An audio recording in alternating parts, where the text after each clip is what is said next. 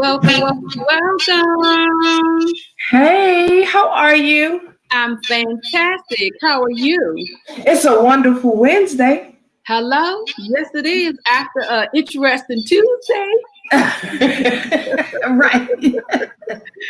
Come on in, B3 family. We are super excited to be with you guys tonight. Remember, as you come in, be sure to like, comment, share. Yes. Like, Same thing. Like, love, share. yeah, there you go. Like, love, share. But we want you to join the conversation, so we want you commenting as well, okay? We have a great show for you tonight, a great behind the scenes chat, so to speak. We're so excited to have back with us tonight Mr. David Smith Sr. We had started such a fantastic conversation with him a few weeks ago when he was on the show. So that's what behind the scenes chat is for. It's to bring people on so we can continue the conversation. Continue the conversation because Yeah, you know so let's you go got and bring David in. Hey, yes. David. Hey, David. Good evening. How Good How are are evening. you? I'm very well. Welcome. Thank you guys again for this opportunity. I appreciate it to be with you guys this evening. You are most welcome. And We're glad to have you. Yes, we're excited to have you. You wear so many hats that Sherri and I said it's absolutely no way that we can cover everything in just one interview with you. So we brought you back to behind the scenes chat tonight. Mm-hmm. And tonight we're going to discuss your other hat for the Children's Rights Fund. So can you share with our viewers what exactly that is so that as they're listening to the conversation, they can join on in? So I am David W. Smith Sr. I'm the co-founder and the executive director of the Children's Rights Fund. And the Children's Rights Fund started as an advocacy group with the late David L. Levy, who was a national child advocate with the Children's Rights Council.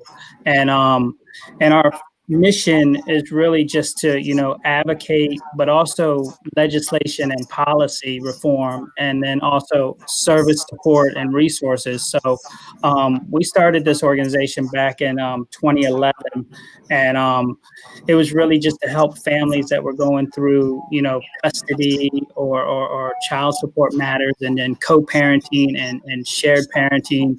And there's different components. Like I said, the advocacy is to helping, advocate for legislation and policy reform. And then the service and support resources is like co-parenting, legal resources if somebody needs an attorney, fatherhood, co-parenting development, and different things like that. And so when he passed away about 6 years ago, I took over majority of the organization and just tried to continue to follow in his footsteps, because all of us have a story. And so mine was a story that started when I met Mr. Levy. And so I meet so many men and women that are going through these trials and tribulations of the court system just to see their children. And so I felt that they needed the support of just, even if it was a voice to listen to, and then be able to provide the resources to help them, through parenting. And so that's pretty much in a nutshell what the Children's Rights Fund does. It's more advocacy, legislation and policy, and then service support and resources. Awesome. I saw recently online where you guys had a picture with one of my other favorite people, Jamila Kemp. Yeah. She was on the show recently.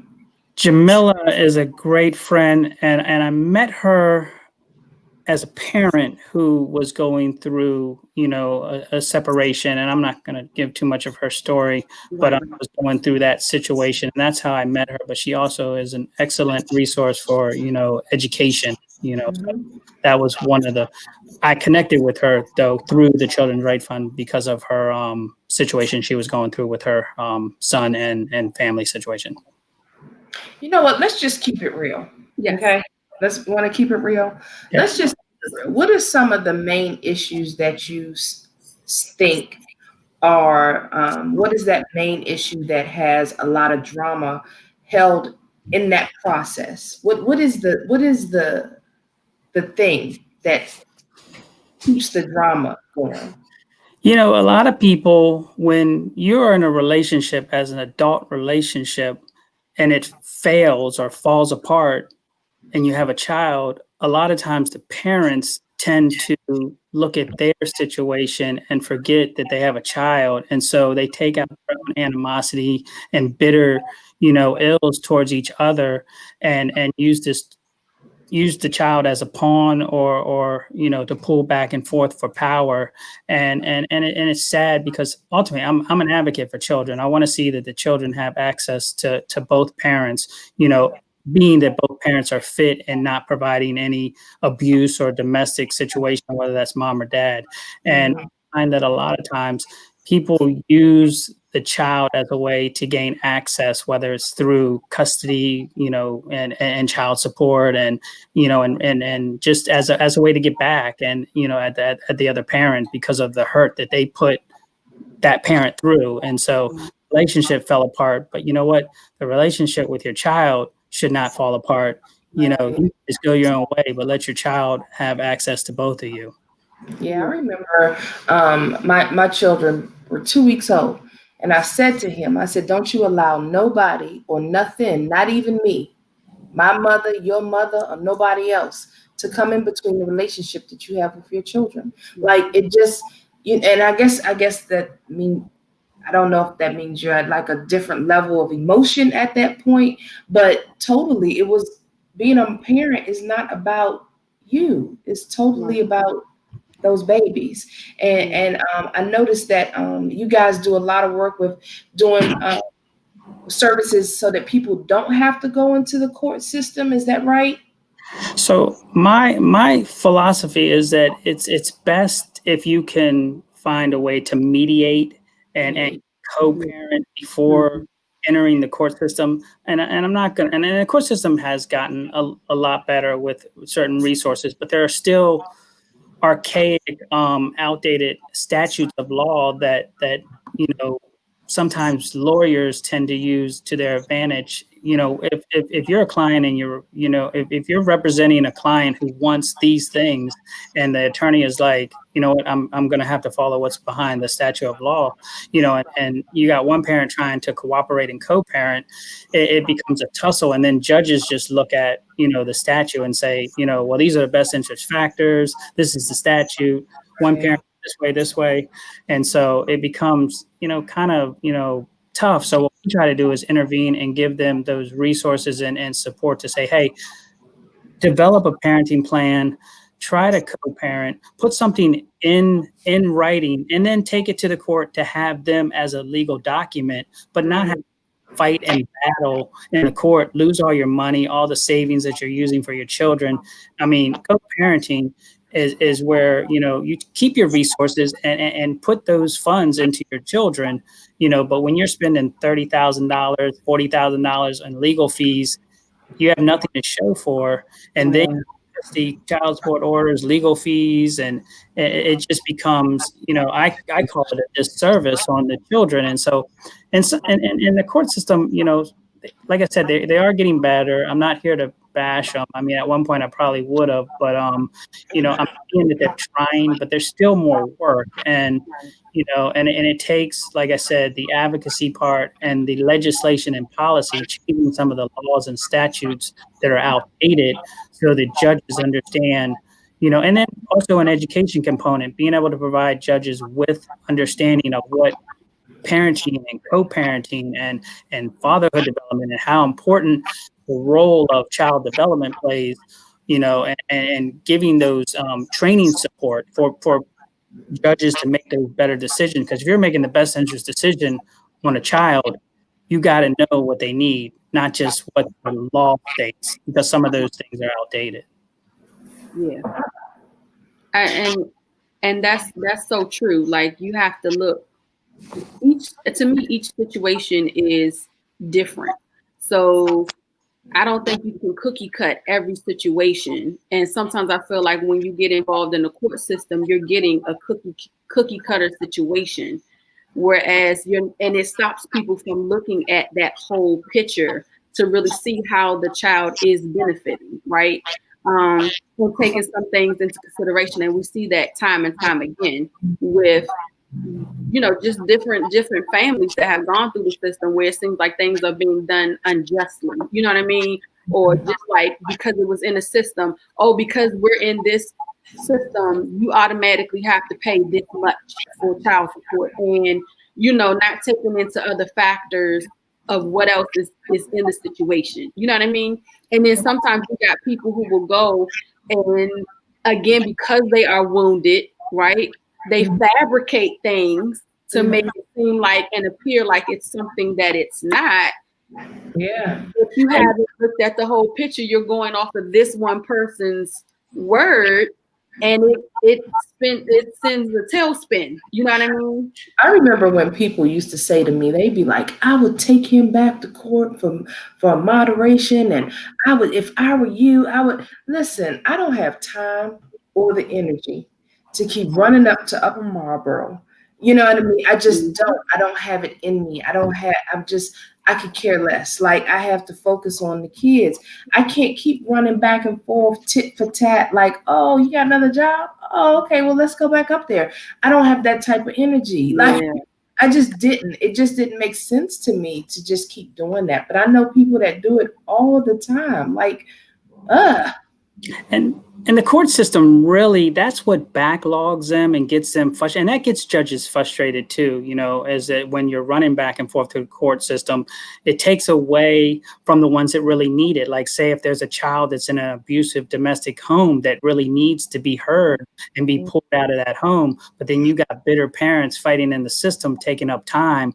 And there's always also, there's two avenues to the court. You got the custody side and you got the child support side. And a lot of times, people will run to the child support side, but forget that there's the custody side. And so I have to merge those two lanes together to say, okay, what's in the best interest of your child? The best interest is that they have as much access with both parents and that both parents provide a financial and emotional and physical support. And that's true child support is. And so a lot of times, and because kids need to be taken care of, we know that. And so, but if you're just doing that out of a spiteful situation and not like if you were together and that parent was involved all the time when you were together, but now that you're separated, you're like, oh, well, that parent's never been involved and I don't want him, but I want the money and I want to be able to separate him from the child. It becomes, bitter. And then, so we really want to be able to merge those roads to say, hey, because I've always said time spent with a child is more important than money spent with no time, because children need time with their parents. And we find that children do much better when both parents are together, but also you got to make sure that both parents aren't creating a hostile environment for the child, because then it does not become a best situation for them. Right. Yeah. And correct me if I'm wrong. Maybe I don't have a full understanding on it, but this whole new thing of the children will spend like Thursday, Friday, and Saturday, Sunday with the dad, and then Monday through Wednesday they're with the mom, and then every other weekend they with the other parent, and then on every third, every third month we go ahead and we rotate the schedule, and then we flip. That would drive me bonkers, David. I don't understand how people agree to something like that. I was going to say though, think about this though. If you live in the same area, right, that gives the child, I know scheduling can seem hectic, right? But it allows them to be split between the two homes rather than every other weekend. It gives that other parent an opportunity to parent and be more active in their child's life. That's what I see that as. But there are different scheduling plans too. And I mean, you got the general every other weekend parent, which does not fit into a lot of people because four days out of the month is not how you raise a child. And that's sometimes the usual plan that people get, that every other weekend.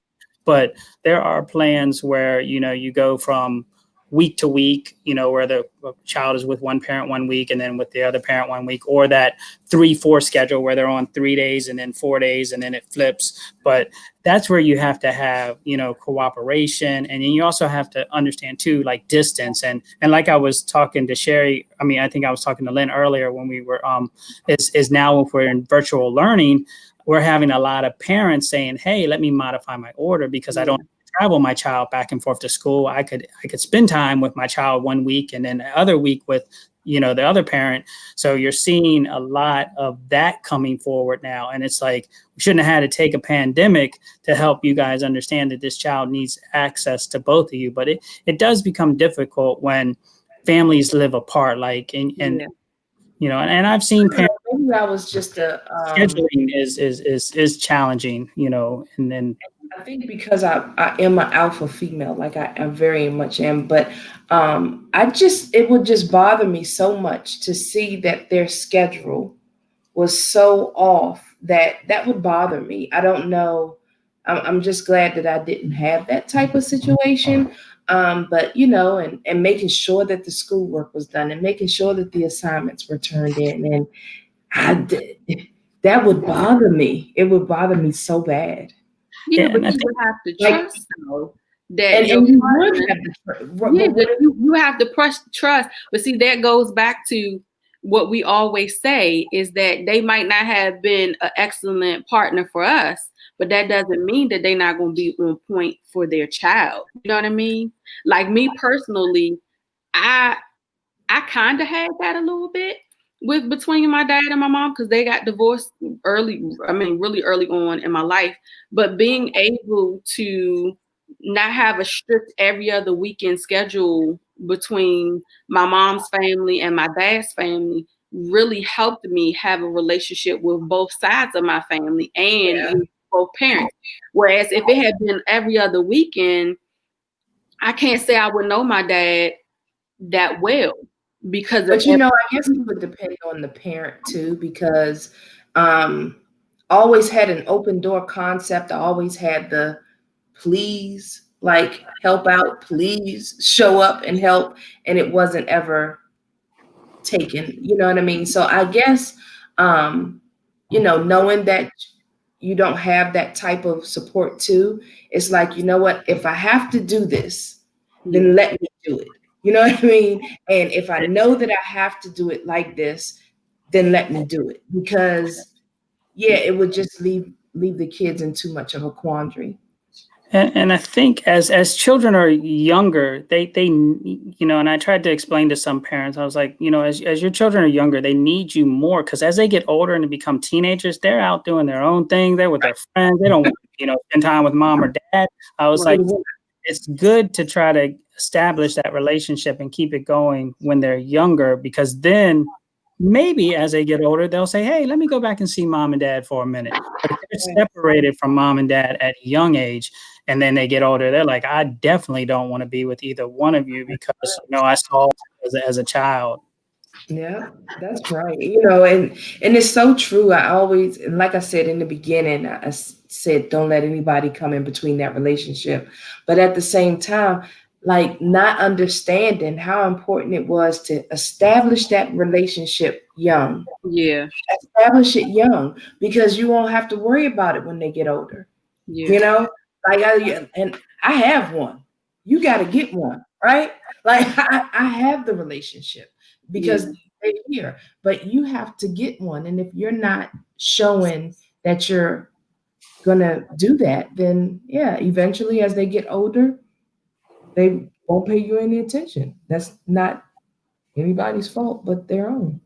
And then it also puts a stress on the child because, then they're like, well, I got to please this parent or I got to please that parent or I got something at school this week, but I'm with dad. But is mom going to come or is she going to me or vice versa? Or if I invite both of them to the school, are they going to fight in front of me? And, I try to tell parents, I'm like, it ain't about you. It's not about you. I mean, like I would sit at when I was doing parent engagement and I would have parents come in and they would be fighting and I would like, do you know, this is probably why your child is in the office. This is probably why your child is struggling because of your all's behavior. I said, this is not about either one of you. This is about how you guys need to work on getting along and cooperating, and so that your child has the support from both of you. Because right now you're sending your child into to the hands that they could run to somewhere else, and you may not want them to be in the hands of those people. That's Yeah. right. That's True. right. And it happens every day. Yep. You know, people don't realize also that, you know, divorce is one of the leading causes of suicide for parents, but also suicide for children. And so, you know, people don't realize what children go through, and when they're missing their parent, they go into a depression state. When a parent is missing a child that they may not see, they go into a depression state, and if they don't have the support and the resources, you know, it can lead them off the edge. And so I think a lot of times we have to pay attention to some of the behaviors that these parents display, because their children are going to do what, I mean, as a parent, you want your child to lead, you want to lead by example. So if you're leading a bad example, then your child just follows in that footstep, unless they, you know, have a better support that can pull them away from it. Yeah. Well, you know, it's always good to hear that there are organizations out there that are, you know, trying to make this co-parenting thing a smoother process. So, can you definitely tell us more about how people can get in touch with you and the organization, or any events that you might have coming up? Anything? I know we're in this virtual world. Do you have anything coming up? So right now, I'm just trying to focus on some legislation and policy, so that when, you know, Annapolis opens back up, that I can push forward on some of these shared parent initiatives that, you know, to get some of that changed. And so I don't at the moment have any, you know, events scheduled, but people can always follow me on Facebook at my David W. Smith Sr. Personal page, which also I have a Children's Rights Fund page. And then my website is www.childrensrightsfund.org, or they can, you know, email me at dwsmithsr@gmail.com. Those are some of the best ways to get a hold of me. You know, but right now I'm just really trying to focus on, you know, this is a good time right now for reform across a lot of things, a lot of reform for family reform, for criminal justice, for juvenile justice. And like I spoke with you guys before, it's really the time that we look at reform so that we can, you know, really see the impact of what, you know, we can change for families and parents. And I think when you can change and fix the family piece, it changes everything else, because a lot of times broken families leave juveniles into the juvenile system or into the criminal justice system. And so my thing, and I've been speaking this for over 12 years, working on, you know, family reform, is that fix the family and you fix that component, you're going to fix the criminal justice system. You're going to fix the juvenile justice system, because you're going to have that support of the family piece. Even if they do separate, even if families go their own way, you know that they're not going into a pipeline to criminal justice or juvenile justice. And so that's my thing, is working on this shared parenting and getting them to understand that children have a right to both parents, and whether the relationship between the parents work out, never separates the child's relationship with their parent. Right. Yep. You know, it's always a great conversation to have. Any tips you want to share with us as we getting ready to go into this virtual learning and this whole dynamic, and maybe a couple of tips for people that are co-parenting real quick on how maybe to make this thing work? So communication is always the key. And now that everything is, you know, virtual, you know, you can do virtual settings. You may not have wanted to be around the person, so you can now have virtual settings. And I think we're finding now, you know, that the child, since, you know, they're not going to be in school, so there's no worry about, well, the child needs to be in my household because they're in that school district.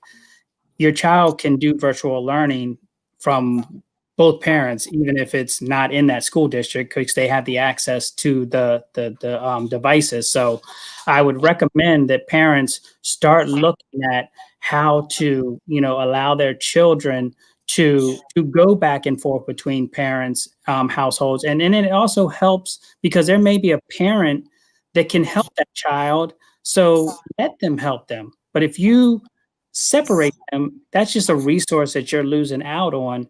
So my thing is that the communication and you can, and with it all being virtual, I mean, a lot of us were doing, FaceTime and stuff with, before the pandemic when, because some of those are some of the things that people put in their order that you have to have a FaceTime session with your child, especially when they're young, just to stay connected. But I think, really I would encourage parents to focus on their children and focus on communicating and allowing the child access to the other parent. Those orders are put in place if you can't get along. They're not like you don't have to, follow them if you can co-parent, but you can always modify them. I mean, I see parents sometimes say, I have to do this. I'm like, no, you don't have to. That order is there in case you don't do it or the other parent can't do it. I said, but you can always modify an order and put together a cooperative plan and say, hey, this is what I want to work off of. You don't have to stay tied to the court system to have them control your family because somebody is going to miss out, more than likely all of them. I love that you said that. That is such good information because I'm sure there are plenty of parents out here, single parents out here that feel just like what you said. They have to stick to their orders. That was a fantastic nugget to give them. Thank you for sharing that one for sure. Yes, definitely. It's always a pleasure having you come on the show and drop some golden nuggets for us and tell us all that you're involved in. I'm sorry that I don't have the date of the last show that you were on, but if you guys go back into our archives of shows, you'll see that David has joined us before to talk about other initiatives and things that he's involved in. And real quick, just tell them what else you're involved in real quick. So I'm an advocate. So I advocate for many things. I am also the vice president of the 100 Fathers who works with father engagement, father involvement. And so I do a lot of stuff around fatherhood to get men involved. And I'm also a big advocate for mental health, whether it's adult and youth, working with an organization around suicide prevention. Because as I stated earlier, our young people are committing or are dying by suicide, and it's due to a lot of the things that they're experiencing, and so I'm a big advocate for suicide prevention and and criminal justice reform. And my thing is advocating for things that will impact the lives of people in the community. Awesome. Awesome. But I thank you, Sherri and Lynn. I always have a joy coming on here and talking to you. And I'm glad Lynn sent me that message because I mean it has been one heck of a. Oh no, I can't miss this. And I was like, let me drink some coffee. So they're doing graduations. So this week, I'm sorry. No, it's totally okay. So I mean, I do wear multiple hats. So, but yes, this week has been graduation like ceremonies. So what they rolled out was it kind of like schools were doing like a individual picture and walk across the stage, and then they get the diploma. It was only for whoever wanted to participate in it, and I think it was just to give the students and their families that opportunity. And it was all followed under the guidelines and the social distancing. So, and they were trying to make it spread out so that, and I don't know how many participated because, and it's mostly this week just to give them the experience, because some people wanted the experience. And I guess, so I wish it well, and that it all goes, well, and because it's definitely been a challenge with what our students have had to face this year, and our families, just in general, Yeah. Like Sherri said, we definitely have created some great memories We're gonna look back on this and have some great memories. It's gonna be remember when we were in the house for 6 months. Was that 2020? Remember 2020? I was like, 2020 was supposed to be see the vision, but I did not see this in the vision. Right. Yes, exactly. Like I saw a joke the other day said, I apologize to 2019 for saying all the bad things that I said about you. Look, how many people said, I can't wait for 2020 to get here because 2019 getting on my nerves and all this other stuff. You wish it was back in 2019, right? For those that are stuck in the house and not finding a fun way to live. Like, let me have a reset or let me move forward. Right. One is right. Well, Dave, thank you for joining us. Yes, I was going to say thank you so much for joining us. We love having you, and we already see people have been commenting. This is great information. So who knows? You might be back again in a few more weeks or so, right? Because you got so many hats. We have so many things to talk about. We might just have to bring you back again. Well, I appreciate it. I'm always here. You guys know my number, and anything I can do to support. You all also have a lot of good guests on there that I'm, familiar with from Alexis Dobbin to, like you said, and she's one of my co-parenting partners. So I mean, I love working with her. So it's always good to see helpful resources that you guys are giving to families and the community, and anything that I can do to help, I'm always there. And with that being said, we're having a virtual town hall teen summit. Did you see that? I did see that. I think I shared it also after the last show. And so I advised some people. I said, this is something that needs to be, attended. So I'm going to send it out again and see if we can get some more people involved, because I know you want more of the youth involved on the, and that, a lot of times I can talk and we can all talk, but I like to get the youth on the panels and listen to them talk and see what their concerns are and how we, put them at the table to help, develop the plans that benefit them. And that's the goal, to definitely hear what our young people are feeling, hear what thoughts are on their minds, so that we can start, assisting them with making things happen. Right. Exactly. And start developing some of those leadership potential that they already have in them. And let's just continue to build on that. Yeah, because they're the future, and we got to make sure that they're at the table, because when we're gone, if we're not passing the baton, then what are we leaving them with? What are we leaving them with? And I love it because, and I thank you for encouraging youth to get involved, because Sherri and I are really telling the babies, come on. Like, even when you were talking about mental health of our youth, like, we want them to come and talk. What's on your mind? This is a place where you can share the things that are impacting you, so that it'll be helpful. Like, even now, the information we're sharing, it's helping someone. The teens and the youth will never know there are other youth that are experiencing the same things that's on their mind. And it gives us a chance to bring it to the table and to help the parents that are watching say, wait a minute, let me check with my baby to see if my baby is feeling the same way. Let me do a check-in with my child. So it's twofold. We want the youth, but it's for a bigger purpose. Because like you said, if we don't pass on the baton, if we don't check in with our children, then the things that we don't want to, and the people that we don't want to have access to our children, we're granting them that access by not tapping in to them and where they are. And that is one of the biggest things, like, a lot of people don't want to talk about it, but human trafficking is a big thing. And they wonder why children are being trafficked. It's because they're running away from their homes that are dysfunction, because their parents are not listening. They're not giving them understanding or a voice, and they're running into the hands of predators that are putting them in a situation. And so, or they're running and creating, suicide.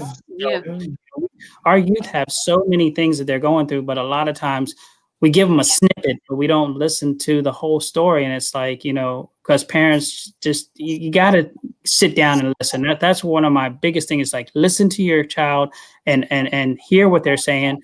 and have a conversation, you know, and see where they're coming from, because there are a lot of children that are going through many things, but then they get isolated and then they just go into a different bubble, and the next thing you know, they see somebody that's like, oh, I'll listen to you, but they don't understand that that person's not listening to them for the right reason. Yep. Come on, David. You speaking truth. Come on now. You said we were real. So, I mean, you know, and that is real. You know, I mean, the world is real and the struggle is real, and people are definitely struggling and going through a lot. And you know, and like I said, as an advocate for children first, that's my thing. My, you know, as my motto for Children's Rights Fund, it's serving children first, supporting family always. And so my thing is all about the children, and you know, and I'll listen to children sometimes before I listen to adults, because you know they will tell you what is going on, where adults will try to sometimes hide the truth stuff and oh, it's not that big of an issue, but children will tell you what they're going through, and we need to listen to them more. Absolutely. Awesome. Yeah, once again, we are so grateful for you joining us. And as we always say, time surely flies when we are having fun. But we will definitely have you back, because this was a good conversation for sure. For sure. Remember, you can reach out to David. Make sure you go check out the Children's Fund, y'all. www.childrensrightsfund.org. Put that up for y'all one more time. Make sure you guys go there, check them out, see how you can get involved. And if you need help, tap into them as a resource to get the help you need to get your family back on track. Okay. Right. Also, remember, check us out on Monday nights. Urban Style Media, baby. That is the full episode of B3rdPower. We have a very informative and entertaining show for you each and every week. So make sure you go to Urban Style Media and check us out again Monday nights at 7 p.m. And/or be sure to like and subscribe to our channel here. All right? Because guess what? If you like and you follow us, then you still ain't gonna miss a beat, because the shows are broadcast there too, right? So you don't miss that. Again, parents, make sure your children register for the Youth Town Hall Summit. That will be August the 23rd. While it is absolutely free, you must be registered in order to take part of the conversation. You can watch it live, but if you want to have a voice at the table, you need to register your child so they can take part in the conversation. Y'all got that? You can do that at eventbrite.com and/or go to the B3rdPower page, go to our events, and you can get your tickets, your free tickets there as well. That's right. That was a mouthful, but I know y'all got everything, right? If not, then guess what, baby? Go on the B3rdPower page, click like and follow, and then scroll down. You're going to find all the information I just said, right? Exactly. Right. That's right. All right. Be sure to share. We love you guys. Thank you so much for your support and for tuning in tonight. Thank you, David. We certainly love and appreciate you. Can't wait to have you back to continue the conversation. And with that being said, remember, today is a great day to make a difference in the lives of those around you. Go on, Sherri. One of these days you're gonna learn it. But I'm still I know. I'm just sticking to what I know. B3rdPower. We are being intentional, bridging gaps, and building communities. And that's Sherri Cook, baby. We out. I have a fantastic rest of your week, and we'll see you Monday night at 7 p.m. Love you guys. Bye. Thank you, David. We're good. We're done. Or are we still live? Oh.